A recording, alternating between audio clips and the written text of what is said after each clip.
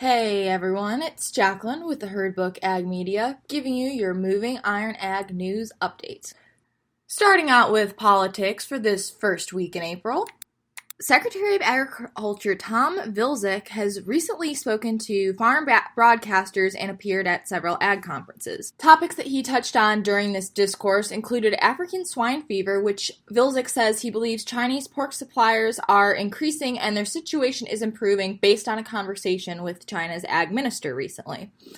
Vilsack has also said that the distribution of the coronavirus food assistance program and other pandemic-related ag relief distributions could be improved moving forward. Each year, the European Union imports about 14 million tons of soybean to feed their livestock. In 2019, the European Union imported 112% more soybeans from the U.S. than in 2018, which brought the market share of their soybean imports about 75%. As the U.S., which means the U.S. continues to be Europe's number one soybean supplier. Now, throughout 2020, the U.S. and Europe continued to have very strong relations in terms of the soybean imports.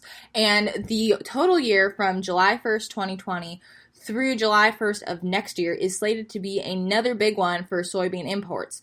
According to numbers, as of right now, we are already 3% over the 2019-2020 season for soybean imports to Europe. But while we talk about that, we should also mention that, interestingly, organic corn imports specifically are expected to be the lowest they have been in 8 years from the U.S. Since the 2016-2017 season, this market has been dropping about 25% and expected to total 17% of total demand for this year's 2020-2021 marketing season. A big part of this can be attributed to the improving conventional corn prices that have been seen around the globe. However, as the organic market continues to grow here in the post-pandemic era, this could eventually go up again due to premiums, with some big companies, including Cargill, looking to increase their organic acreage in the near future. Bloomberg recently reported that a big player coming to the global stage is soybeans used in the production of renewable diesel fuel.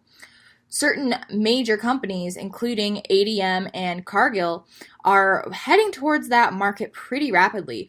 Cargill specifically just invested $475 million into boosting their capacity to process soybeans, with other companies looking to work on markets that are specifically geared towards trading feedstocks and supporting biodiesel derived from soybeans. With the Biden administration's big push towards renewable energy and other quote-unquote green industries, this is likely going to be slated to grow, especially while even some soybean processors and refiners could be looking to find new ways to use discarded cooking oils, animal fats, and of course, soybean and corn oils to meet the growing demand that will inevitably be coming down the pike and is already currently growing. And speaking of interesting and up-and-coming new technologies, the soil analytics company CropX has recently gotten a partnership with NASA, as in that NASA, to collaborate on global agriculture monitoring to use satellite information to get more insights on soil health, weather patterns, and so forth. This specific branch of NASA,